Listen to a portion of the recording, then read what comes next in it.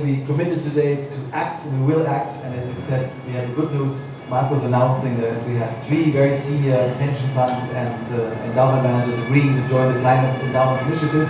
We have the World Economic Forum's representative announcing this global Sustainable Energy Innovation Fund, and hopefully all of us will invest more, get involved more. But at this point, I'd like to turn to Andy Goldstein, who's going to tell us about the Survival and Innovation Sprint. Thank you, Andy, for coming all the way in spite of a board meeting. Also much appreciated. Here we go. Can we maybe turn the lights on while we do this so we don't get complete darkness? Thank you. The force of good. Andy, thank you.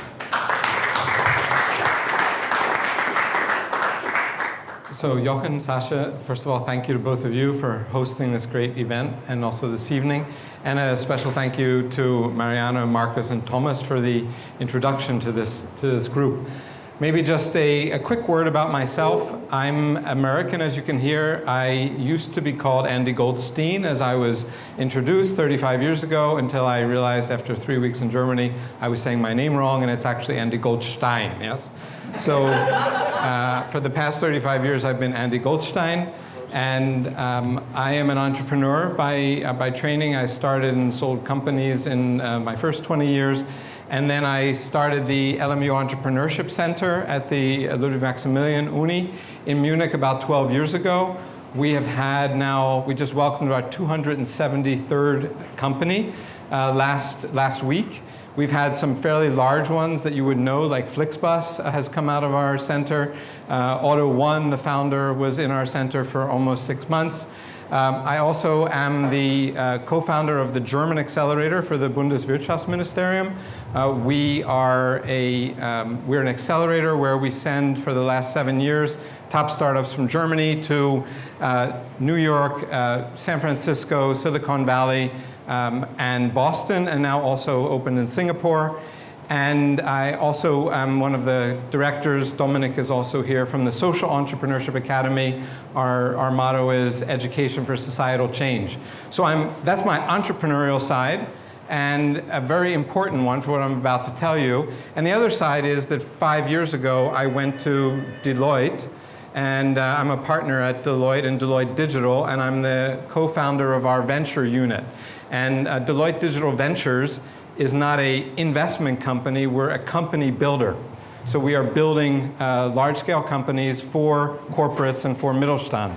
An example of that would be right now we're building a waste recycle management company for for a 100 billion euro retailer in Europe to help them manage that business. Yeah? So why that's important is not because that's who I am. It's important, though, because there's entrepreneurship on one side and there is corporates on the other side. And so what we've also done is for the past 12 years, we've been running something out of the Social Entrepreneurship Academy called the Global Summer School, the Global Entrepreneurship Summer School, billion-euro projects to foster societal change.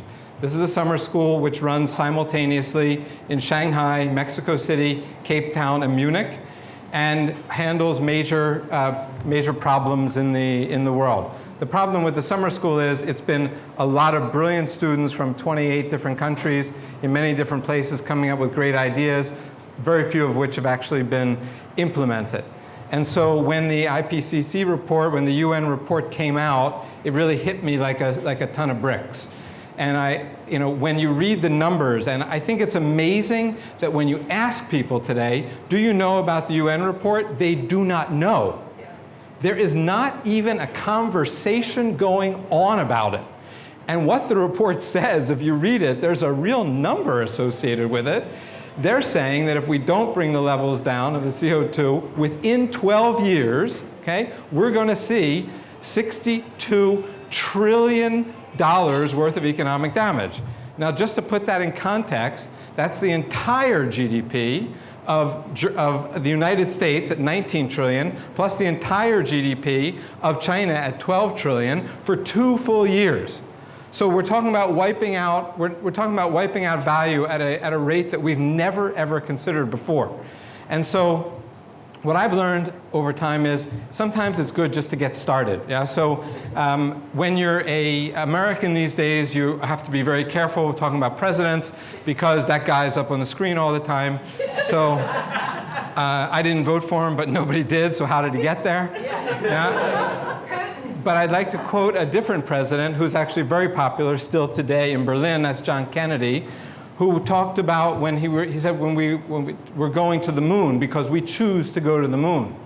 Yeah, and he quoted an Irish poet named Frank O'Connor. And what the poet wrote was, when I was younger and I used to walk across the orchard fields and I came to a wall that was too high or too difficult to get over, I simply took my hat and threw it over the wall and had no choice but to follow. You see, and that's where we are today. We need to throw our hat over the wall and we need to follow. But we do need a plan. We do need something that makes sense. And so I would like to say this is not the answer that I'm telling you. This is an answer. This is a answer. I'm very impressed with the things I heard today. This is an appeal for partnership, but we are doing this and you're welcome to join us. Who is we? We is the LMU Entrepreneurship Center, the TU at in Munich, and the Straschek Center at the Hochschule in Munich. So we're three university entrepreneurship centers that have been working together for 12 years on this summer school.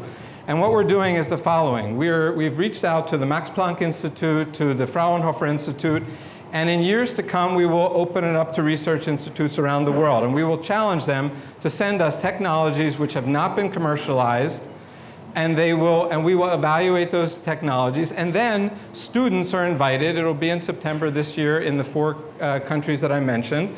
Students will be invited, and they will spend an entire week with experts developing new businesses that do not exist today that need to be built. Now, here's the thing. What the idea for the students is to say there is no holds barred. Any asset on the planet that is out there you may use. It doesn't matter. If you need 300 million people to come onto your platform immediately, then you take Facebook. Yeah? And now what we're challenging them is we're saying, look, come up with business ideas and look out into the corporate world and see, but essentially speaking, most of the assets today, the real assets, are held by corporations and governments. Yeah, and we can wait for entrepreneurs to fix the problem alone. The problem is at my Entrepreneurship Center, out of 273 companies, we've had one company, Flixbus, which is now a unicorn and is doing over 500 million of revenue, and that took them 7 years. So we can't wait for just entrepreneurs to do this. At the end of the first sprint, though, a real good, solid business idea, a new business idea that takes assets from corporations and governments around the world will be put into a plan.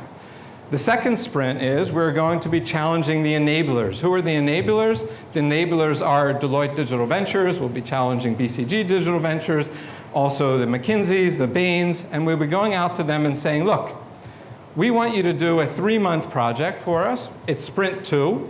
And the purpose of this project is for you to take this business plan and put it into a form that a board of directors of a major corporation could actually vote to build. You see, because I think one of the things we have to be clear about is we're not going to change. My mother always says, you can't change a cat into a dog. Yeah? And so we cannot change the fact that corporations have a fiduciary interest, have a fiduciary responsibility to their shareholders. I love the idea of GDP over profit, but that is not necessarily something that is going to immediately be embraced. Therefore, the question becomes, okay, we need to build the kind of companies where you, Mr. or Ms. Corporation, realize that building this business will actually make you more money than the others. And we all know in this room that there's a massive number of businesses out there coming. That's why we're all looking at it at investments, which is going to be far greater than the monies that these corporations are able to make right now. If you do the really simple math and you say there's 7 billion people on the planet, about 4 billion of them spend the money, about 2 billion of them actually control the money. Yeah? We are all united by what I call an unfulfilled common wish. And the unfulfilled common wish is we want to have a valuable planet. we need to create value.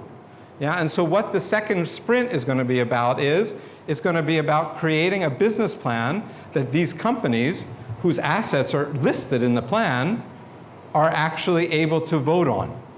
And now the third sprint is, we're going to challenge those corporations to actually build the businesses. And see, that's what we really need to, and by the way, we're just going to start doing this. Yeah, so the Social Entrepreneurship Academy is 10 years old, the German Accelerator is 7. It's not going to happen overnight. The sprint will not work perfectly the first year, but after 3 years it will be working. After 3 years, there will actually be a structure where companies are going to be coming out of this funnel, where we're going to be able to start building a real, true pipeline of the right kind of businesses. Because that's the problem we have today. There's a huge market out there, 2 billion people who want to use less plastic, who don't want to have cars the way they are today, who don't want to eat the things they're eating today, who don't want different kinds of cement, but there's no products for them. Yeah, and so what we need to do is we need to step by step build those companies. It would be a great pleasure to have you all join in any way you think is interesting. Follow us. I thank you very much for the opportunity to speak tonight, and this has been a great event. Jochen, thank you.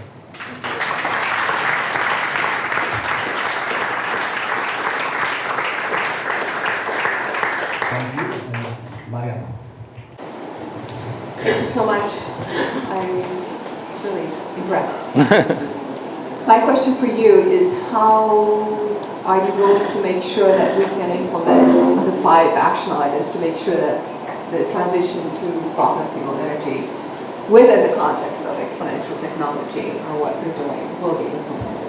How do you want to de-risk? How do you want to measure? How do you want to deliver the outcome and make sure that what you're actually intending to do will be ultimately? Yeah. No, I think this, I'm not sure this is working. All right. I think this is a very, we have to get started on this. By the way, there are standards out there which are being used now. They're not as wide as they should be. At the Entrepreneurship Center, am I doing something? Sorry. You're radiating. Yeah, sorry.